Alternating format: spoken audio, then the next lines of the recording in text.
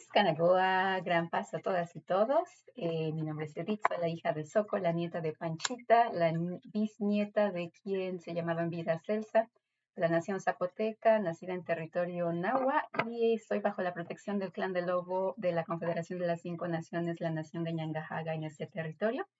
Entonces queremos hacer una pequeña apertura agradeciendo a la Mujer Cielo, Abuelita Luna, Mami Tierra, todas las dadoras de vida, todas las medicinas, nuestras aguas, por darnos el sustento cotidiano, todo aquello que nos permite ser, sentir, vibrar, existir y agradeciendo la oportunidad de poder hacer este comunicado. Eh, Hoy es un día que estamos a punto de justamente ir hacia la luna nueva.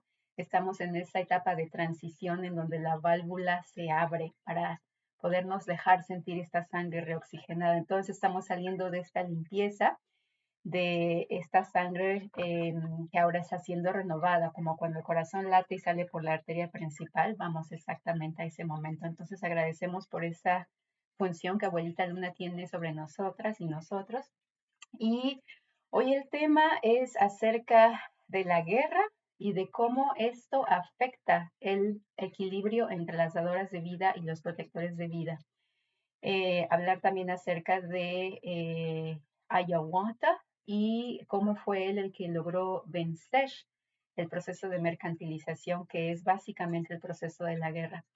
Esta semana hubo un evento, hoy estamos en viernes en el así llamado calendario gregoriano, 1 de marzo, y fue el lunes que un chico, un joven de 25 años, cuyo nombre era Aaron Bushnell, caminó hacia la embajada de Israel en Washington. Él era un soldado, un agente de la Fuerza Aérea del Ejército de Estados Unidos.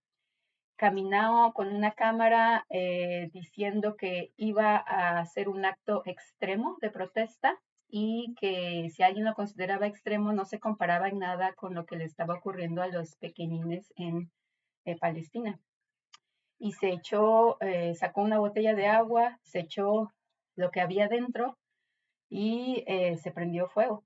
Y mientras obviamente estaba sufriendo por su acto, gritaba, hay que liberar a Palestina. Obviamente cuando hablamos de la guerra, ¿quiénes son los sacrificados? Son los hijos de las madres, porque cada soldado que está en una guerra defendiendo intereses que le dicen que son de él, pero que no lo son, pues son hijos de madres, madres que dieron a luz a estas hermosas criaturitas pensando que tenían toda una vida por delante y que después son totalmente utilizados como carne de cañón, sacrificados por intereses que a veces ni siquiera saben y que no se dan ni siquiera cuenta. Y como este chico se dio cuenta, pues decidió, es decir, ¿cómo imaginarse que un chico de 25 años prefiera hacer un acto así sabiendo que no hay otra salida? Fue muy fuerte. Y bueno, eso nos lleva a hablar de la guerra. La guerra es el problema de este mundo y hoy la guerra ha sido tan normalizada que va a haber gente que va a decir, no, pero pues es que la guerra es parte de la condición humana, es que el hombre es violento por sí, es que si te fijas en los animales la hacen así.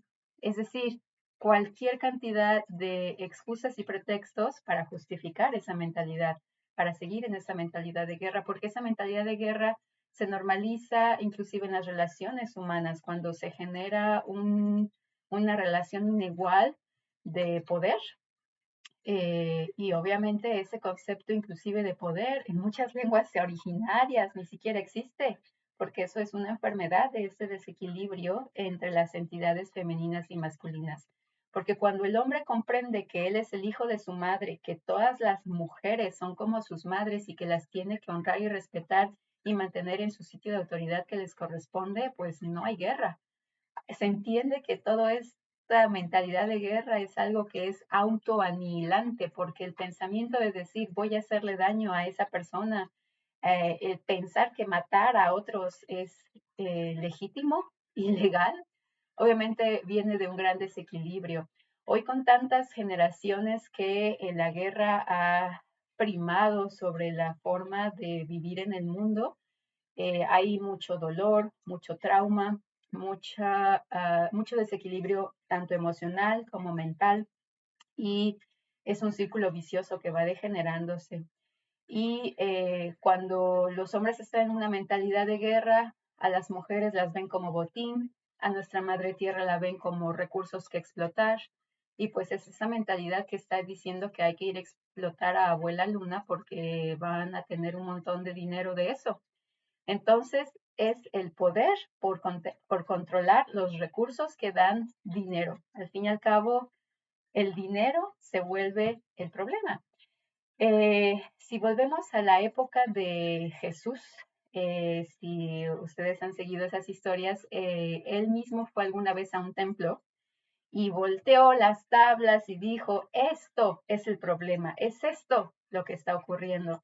Es decir, el mercantilizar, levantó todas las monedas, más bien las volteó de las mesas de los mercaderes, que de hecho eran rabís, y dijo que si ellos continuaban en ese camino sería la perdición para su línea, para la vida.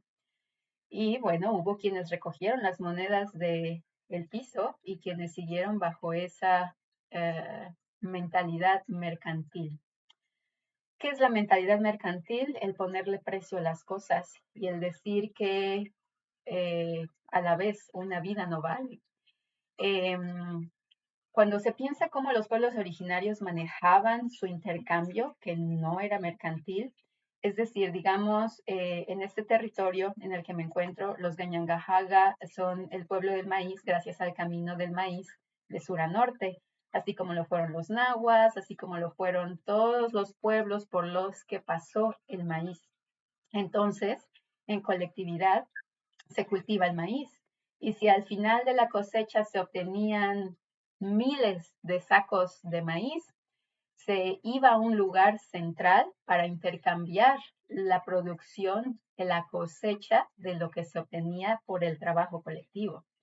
Y lo mismo harían otras naciones. Entonces, digamos, en otras naciones más hacia el norte de este paralelo, que sería en donde se encuentra la nación Anishinaabe, por ejemplo, la nación Cree, ellos no tenían plantación porque ahí era mucho más frío y no cultivaban las tres hermanas. Entonces, ellos eran más bien cazadores, pescadores, recolectores.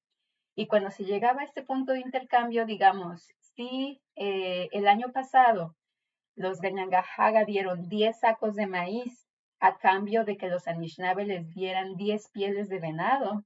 Y este año llegan al intercambio y los Anishinaabe traen 5 pieles de venado. Hoy la lógica mercantilista diría, pues les vamos a dar 5 sacos de maíz. Pero no, porque si el año pasado ellos trajeron más y este año traen menos, indica claramente que se encuentran en una época de dificultad, ya sea que el bosque tuvo algún problema, que hay menos animales, que a lo mejor hubo una enfermedad en la población que les afectó su capacidad de los hombres para ir a cazar, etcétera. Entonces, en lugar de darles 10, se les va a dar 20 sacos de maíz para compensar que ellos tienen dificultades y que sus hermanas y hermanos de otras naciones les están ayudando, que no les están explotando. Entonces, esa concepción con la mercantilidad, con el mercantilismo se pierde. Se establece un precio y es la moneda de cambio la que media entre el valor, no del trabajo, sino de la apreciación y de la conciencia de lo que la otra nación, de lo que nuestros hermanos están pasando. Si esta concepción regresara, esto sería justamente lo que podría terminar con la guerra. Y de hecho ya ocurrió, porque cuando se instaló y estableció la Gran Ley de la Paz, Ayawata, que era uno de los guerreros más fuertes y más temidos de la nación Gañangajaga, fue él el que paró la mercantilización de su nación, el que instaló a las madres en su sitio de autoridad que les corresponde. Es decir, no fue él el que lo logró o el que lo hizo por sí solo, sino que fue todo un proceso de toda una nación que se dio cuenta de que esto era lo necesario. pero que si el más grande guerrero no entraba a esta paz, pues todos los esfuerzos iban a ser inútiles.